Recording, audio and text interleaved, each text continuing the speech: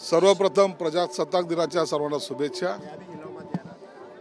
माझ्या आयुष्यातला हा पहिला झेंडावंदनाचा कार्यक्रम, परंतु एक नवीन आशा घेऊन, एक जबाबदारी घेऊन मला या जिल्ह्यासाठी काही करायचंय, हा एक आशावाद मनामध्ये आहे। मी माझ्या भाषणातही सांगितलं, पाण्याचा प्रश्न असेल, सामाजिक प्रश्न असतील, जिल्ह्याचा विकास असेल, त्यासाठी सर्वांचं सहकार्य अपेक्षित आहे असं मी आव्हान सर्वांना केलेलं आहे। हे एकट्याचं काम नाही, प्रशासन काम करतंय किंवा लोकप्रतिनिधी काम करतोय असं नाही, तर सर्वसामान्यांचा सहभाग त्याच्यात असला पाहिजे, ही भूमिका मांडण्याचा मी प्रयत्न केला। या वर्षीचा 1200 कोटीचा आराखडा आम्ही सादर करतोय आणि इतर माध्यमातून सुद्धा केंद्राच्या साहाय्याने या शहरामध्ये जेवढे काही पैसे आणता येईल, निधी आणता येईल, त्यामुळं या शहराचं नाव महाराष्ट्रामध्ये चांगल्या प्रकारे गेलं पाहिजे, हा माझा मानस आहे।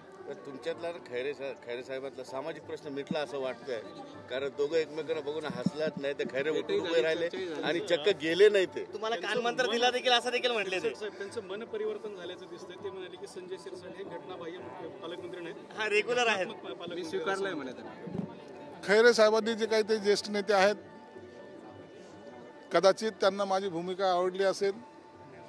मी अनेक वेळा सांगतो, राजकारणामध्ये वैयक्तिक दुश्मनी ठेवण्यापेक्षा हे मतभेद आपले चालत राहतील, परंतु जेव्हा सामाजिक प्रश्न येईल त्या टायमाला सर्वांनी एकत्रित आलं पाहिजे आणि याचं मला वाटतं खैरे साहेबांनी आज प्रत्यय त्यांना आलेला आहे, म्हणून ते आजही झेंडावंदनला होते आणि शेवटपर्यंत बसले, त्यांचे मी आभार मानतो। विरोधी पक्षनेते अंबादास दानवे यांनी देखील तुम्हाला काही चर्चा केली, तुमच्या भाषणाबद्दल काहीतरी वक्तव्य केलं त्यांनी। पुढच्या राजकारणाचे संकेत आहेत, आता कळेल, हळूहळू आगे आगे देखो होता है क्या, सांगाल का येणार आहेत का ते पुढच्यावर पण त्याच्याबद्दल आजच्या दिवशी हे चांगला दिवस आहे, त्याच्यावर राजकीय भाष्य करणं योग्य नाही। खैरे साहेब म्हणाले मी ज्येष्ठ आहे, मी त्यांना कानमंत्र दिलाय, काय दिलाय? त्यांनी मला कानमंत्र दिलाय, मी त्यांना कानमंत्र दिलेला आहे, छोड़ो कल की बात पुरानी, नए दौर से मिलके लिखेंगे नई कहानी। तुमचं भाषण सुरू असताना अंबादास दानवे ज्या पुतळ्याचा विषय निघाला, तुम्ही बोलला त्या तुमच्याकडे बघून हसलेत, ते नेमकं त्याच्या मागचं काय इंटेन्शन होतं? आता का हसले त्याच्याबद्दल मी काय बोलू? हसू द्या, काम करा, चांगला रिझल्ट द्या, लोकांना समाधान द्या, तरच तुम्हाला लोक ॲक्सेप्ट करतील। नसता सोहळे होत राहतील, लोक एकदा विसरले का मग नंतर लक्षात ठेवत नाहीत। या शहराला सर्वात महत्त्वाचा पाणी पुरवठ्याचा प्रश्न आहे, जिल्ह्याच्या दृष्टिकोनातून आपल्याला रोजगाराचा प्रश्न आहे। आता जे काही 72,000 कोटीची गुंतवणूक या ठिकाणी होते, त्यासाठी जे काही बेसिक प्लॅनिंग ते आपण देण्याचा प्रयत्न करतोय।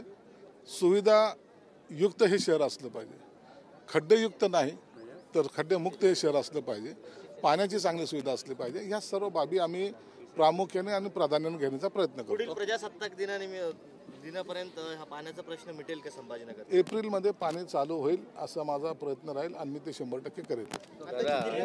दादा याआधी डीपीटीसीची बैठक आहे का? कोणती बैठक कसं असणार आहे? डीपीटीसीची बैठक वादळी ठरेल असं म्हणणं आहे। डीपीटीसी बैठक मी 30 तारखेला घेतोय। आजची जी बैठक आहे त्या प्रत्येक खात्याचा थोडासा आढावा घेऊन त्यांच्याला काही सूचना देण्याचा प्रयत्न करतोय। मी पोलीस कमिशनर साहेबाला बोलवलंय, ग्रामीण एसपींना बोलवलंय, कॉर्पोरेशन कमिशनरला बोलवलंय। सुरक्षिततेचा विषय आहे, गुन्हेगारीचा विषय आहे, कॉर्पोरेशनचे संबंधित काही प्रश्न आहेत, त्यांना त्या सूचना देऊन त्या पद्धतीने कसं काम करते ते आपण पाहतोय। जुन्या निर्णयांबद्दल पण विचार होता, जुन्या निर्णयाबद्दल तुम्हाला आजच काही गोष्टी कळतील, मला मीटिंग होऊ द्या, नंतर मी तुम्हाला त्याबद्दल सांगेन। पालकमंत्री सहसा प्रिंटेड भाषण वाचतात, आम्ही नेहमी इतक्या वर्ष बघितलं, पण आज तुम्ही वाचलं नाही भाषण। पालकमंत्र्यांनी प्रिंटेड भाषण वाचणं, त्याच्यामध्ये असलेली तरतुदी सांगणं ह्या लोकांना माहिती असतात, पण तुमच्या मनातलं काय ते सांगायचा जर प्रयत्न केला तर लोक ऐकतात, म्हणून मी माझ्या मनामध्ये काय विजन आहे ते मांडायचा प्रयत्न केला आणि मला वाटतं लोकांनी सुद्धा त्याला चांगला प्रतिसाद दिला आहे। आजचा दिवस चांगला आहे।